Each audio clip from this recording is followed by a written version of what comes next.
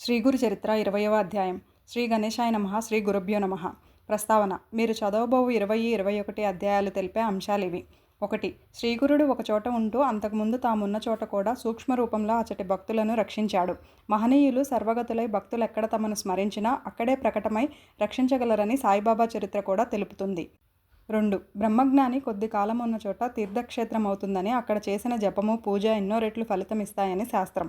3. శ్రీగురుడు, అక్కలకోట స్వామి, సాయిబాబా వంటి సద్గురువులు తమ భక్తుల పూర్వకర్మ ఫలాన్ని ప్రత్యామ్నాయ పద్ధతులలో సులభంగా తొలగించి మృతులను కూడా బ్రతికించగలరు. 4. సామాన్యంగా స్వప్నాలు వాస్తవాలు కావు, కానీ సద్గురువిచ్చే స్వప్న సందేశాలు వాస్తవాలేనని పై మహనీయులందరి చరిత్రలు నిరూపిస్తాయి. 5. సద్గురువు స్థూల రూపంలో లేకున్నా భక్తులు ఎప్పుడైనా వారి అనుగ్రహం పొందవచ్చు. నామధారకుడికి శ్రీగురుని అనుగ్రహం కూడా అట్లే లభించింది. కనుక శ్రద్ధతో ఈ గ్రంథం పఠించే వారి ఎదుట శ్రీ దత్తస్వామి ప్రసన్నుడై ఉంటాడని గుర్తుంచుకోవాలి. కథారంభం.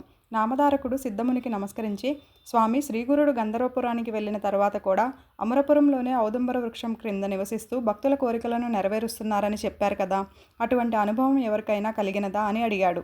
సిద్ధముని సంతోషించి ఇలా చెప్పసాగారు.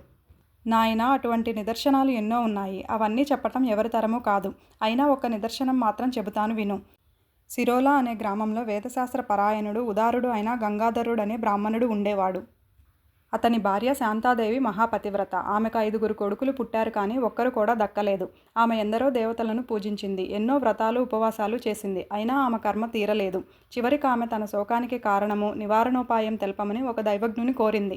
అతడు, అమ్మా, నీ గర్భశోకానికి కారణం నీవు చేసిన పూర్వ పాపమే. గర్భపాతం చేసినా, ఇతరుల ధనం అపహరించిన తర్వాత జన్మలలో పుట్టిన బిడ్డలందరూ చనిపోతారు. నీవు గత జన్మలో సౌనక గోత్రుడైన ఒక బ్రాహ్మణుని వద్ద 100 రూపాయలు అప్పుగా తీసుకొని అతడెంత బ్రతిమాలినా తిరిగి ఇవ్వలేదు. అతడు ఆ దిగులుతో ఆత్మహత్య చేసుకొని పిశాచమై ఈ జన్మలో నీ పిల్లలందరినీ చంపుతున్నాడు. నీవి కర్మ అనుభవించక తీరదు అని చెప్పాడు.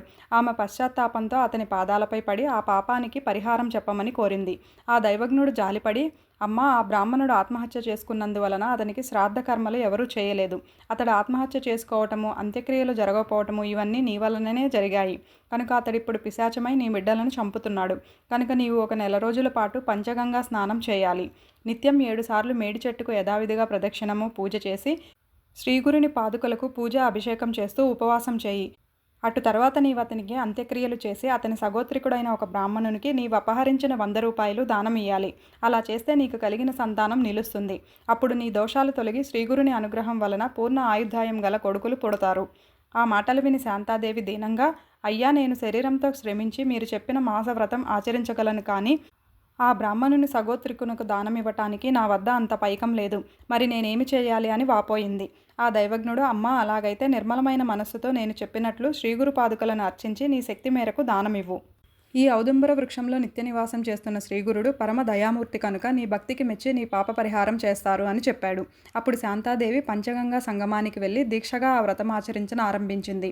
3వ రోజు ఆమె ప్రదక్షిణం చేసి నీరసంతో పడుకోగానే కునుకు పట్టి స్వప్నం వచ్చింది. కలలో ఆ పిశాచం కనిపించి ఆమెను భయపెట్టి తన సొమ్ము తిరిగి ఇవ్వకుంటే ఆమె వంశం నాశనం చేస్తానని ఆమె మీదకు దూకాడు. అప్పుడు ఆమె మేడి చెట్టు వద్దకు పరిగెత్తింది. అక్కడ శ్రీగురుడున్నాడు.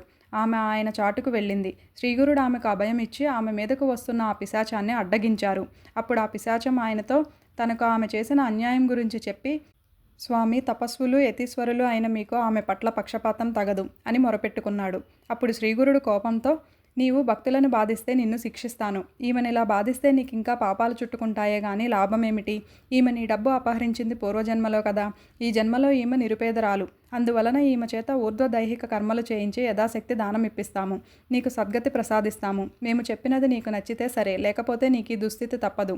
మేము మాత్రం ఈమెను రక్షించి తీరుతాము అన్నారు. అప్పుడు ఆ పిశాచం, స్వామి, మీ దర్శనం వల్లనే నా కాఠిన్యం నశించింది. మీరెలా చేసినా సంతోషమే అన్నాడు. శ్రీగురుడు శాంతాదేవితో, అమ్మా, నీవు యథాశక్తి పైకం వెచ్చించి అతనికి ఉత్తమగతి సంకల్పించి అంత్యక్రియలు జరిపించు. నీ బ్రహ్మహత్య దోషం తొలగి పూర్ణాయువు గల కొడుకులు, కూతుళ్ళు కలుగుతారు అని చెప్పి వెనుక దైవజ్ఞుడు చెప్పిన విధానమే ఆమెకాయన విధించారు. ఆమె నిద్ర లేచి సంతోషంతో స్వామి చెప్పినట్లే చేసి 16వ రోజున ఆ బ్రాహ్మణునికి ఊర్ధ్వ దైహిక కర్మ చేయించింది. ఆమెకు బ్రహ్మహత్యా దోషము, ఆ బ్రాహ్మణునికి పిశాచత్వం తొలగిపోయాయి. తర్వాత ఒక రోజున శాంతాదేవికి శ్రీగురుడు కలలో కనిపించి 2 కొబ్బరికాయలు ఆమె ఒడిలో వేసి, అమ్మా, నీ వ్రతం పూర్తి అయింది కదా, పారణకు ఈ కాయలు వాడుకో. నీకు నిస్సందేహంగా వేద విధులు పుడతారు అని చెప్పారు. ఆమె నిద్రలేచి చూసేసరికి నిజంగానే ఆ 2 ఫలాలు ఆమె ప్రక్కన ఉన్నాయి. ఆమె వెంటనే ఆ కల గురించి తన భర్తకు చెప్పింది. ఆ దంపతులు సంతోషించి స్వామి చెప్పినట్లు ఆ కొబ్బరికాయలను పూజించి వాటిని పారణకు ఉపయోగించారు. తరువాత కొద్ది కాలానికి ఆమెకు 2 మగపిల్లలు కలిగారు. పెద్ద పిల్లవాడికి 7వ సంవత్సరము, రెండోవానికి 3వ సంవత్సరం రాగానే పెద్దవానికి ఉపనయనము, రెండోవానికి చౌల సంస్కారము అనగా పుట్టు వెంట్రుకలు తీయించుట చేయాలని ముహూర్తం నిర్ణయించి ఆ దంపతులు అన్ని ఏర్పాట్లు చేసుకున్నారు. కానీ ఆ ముహూర్తానికి ముందు రోజున పెద్దవాడికి అకస్మాత్తుగా ధనుర్వాతం వచ్చి మరుసటి రోజు సాయంత్రం సూర్యాస్తమయానికల్లా అతడు చనిపోయాడు. ఆ తల్లి శోకంతో తలను నేలకు కొట్టుకున్నది. గుండెలు బాదుకున్నది. చివరకు ఆ బాధ తట్టుకోలేక స్పృహ తప్పి పడిపోయింది. తిరిగి స్పృహ రాగానే ఆ బిడ్డను తలుచుకొని అతని శవంపై పడి ఇలా శోకించింది. నాయనా, మా ప్రాణరక్షకుడువు, వంశోద్ధారకుడువు అయిన నీవు మమ్మల్ని విడిచిపోవటానికి నీ మనస్సెలా అంగీకరించింది? 5 బిడ్డలను పోగొట్టుకున్న నేను నిన్ను చూశాక ఆ శోకం మరిచాను. శ్రీగురుడు వరమిచ్చినందువల్ల నీపైనే ఆశలన్నీ పెట్టుకున్నాను. అప్పుడు అక్కడి జనులు ఇలా ఆమెను ఓదార్చారు. అమ్మా, నువ్విలా ఏడ్చినందువల్ల నీ పిల్లవాడు మళ్ళీ బ్రతుకుతాడా? మృత్యువు దేవతలను, ఋషులను, రాక్షసులను, అవతార పురుషులను కూడా వదిలిపెట్టదు. మానవులమైన మనకెలా తప్పుతుంది? నువ్వు ఆలోచించు. ఇలా దుఃఖించవద్దు. అది విని ఆమె, నాకు దాపరించిన పిశాచ భయాన్ని పోగొట్టి సాక్షాత్ శ్రీగురుడే ప్రసాదించిన ఈ ఫలం విఫలం ఎందుకు కావాలి? నేను కూడా ఈ బిడ్డకు తోడుగా ప్రాణమైనా విడుస్తాను అని ఎంతో పట్టుదలగా బదులు చెప్పింది.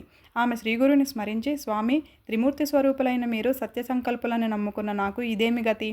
నేను మీరు చెప్పినట్లు ఈ ఔదంబర వృక్షాన్ని సేవించినందుకు ఫలితం ఇదేనా? నా విషయంలో మీరు విశ్వాసఘాతకులయ్యారు. పిశాచబాధ తొలగించమని మిమ్మల్ని శరణు పొందిన నాకు ఇదేమి ఫలితము? పులి నుండి పారిపోతున్న ఆవు కసాయివాణిని శరణు పొందినట్లున్నది. తన కష్టాలను నివారించుకోవటానికి దేవాలయంలో ప్రవేశించిన వానిపై ఆలయం విరిగి పడినట్లయింది. నాకు ఇంతగా ఆశ చూపిన మీరు నా బిడ్డను ఎందుకు రక్షించరు? అని రాత్రంతా ఆమె దుఃఖిస్తూనే ఉన్నది. మరుసటి రోజు ఉదయమే ఆ గ్రామంలోని బ్రాహ్మణులు వచ్చి ఆమెతో, అమ్మా, నీవిలా శోకించినందువలన లాభమేమి? జరగవలసినది జరగకుండా తప్పుతుందా? నీవి మూర్ఖత్వం విడిచి శవాన్నిస్తే అంత్యక్రియలు చేస్తాము అని చెప్పారు. కానీ ఆమె మాత్రం తన పట్టు విడవక ఆ శవంతో పాటు నాకు కూడా అంత్యక్రియలు చేస్తే ఇస్తాను, కానీ లేకుంటే ఇవ్వను అని చెప్పి ఆ శవాన్ని తన హృదయానికి గట్టిగా హత్తుకున్నది. ఆ బ్రాహ్మణులు ఆశ్చర్యపోయి, బిడ్డతో కలిసి అగ్నిప్రవేశం చేయటం అన్నది మేము కనీ విని ఎరుగము, ఇదెక్కడి ధర్మము అనుకున్నారు. ఆమె మాత్రం మధ్యాహ్న సమయం దాటిపోతున్న శవాన్ని వారికి అప్పగించలేదు. చివరికి ఆమె శ్రీగురుని మీద నిష్ఠూరమాడుతూ తాను ఆ బిడ్డతో సహా ప్రాణత్యాగం చేస్తానని ఆ శవాన్ని తీసుకొని నది ఒడ్డుకు చేరింది. జనులంతా ఆమెను అనుసరించారు. ఇంతలో ఒక బ్రహ్మచారి ఆమె వద్దకు వచ్చి తత్వం ఉపదేశించాడు. అతడెవరో కాదు, త్రిమూర్తి స్వరూపము భక్తవత్సలుడు అయిన శ్రీగురుడే. శ్రీ దత్తాయ గురవే నమః. శ్రీ శ్రీపాద శ్రీ వల్లభాయ నమః. శ్రీ నృసింహ సరస్వత్యై నమః.